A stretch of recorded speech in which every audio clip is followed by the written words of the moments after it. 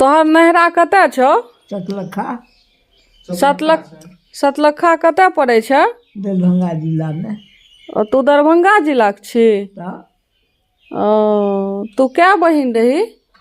3 वंश के थी बेटी। क्या बहिन रही तू? 5 बहनी 4 भाई।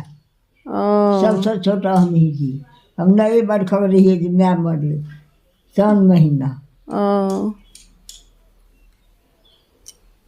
पैन में खसिए न तो हमरा कम्हा में बांध दे। कानिए ने एके बेर बिहार अथी भऽ कऽ एलै जम लेवल लए। ओ कहै छै बाहर हुआ दे हमर माय। बाहर नहीं हुआ देलकै। एक बेर पुती एलै तो कहलकै कि जे हिनका नहीं बाहर हुआ देलक पुरबाबा नहीं बाहर हुआ हे टेटा मोर टूटि गेलै।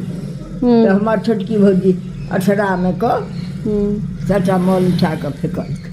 तुरंते कहते गोदान कराबऽ गोदान कराबऽ। गोदान केलकै। तू कते दिन से नहरा नहीं गेली है? नहिरा हाँ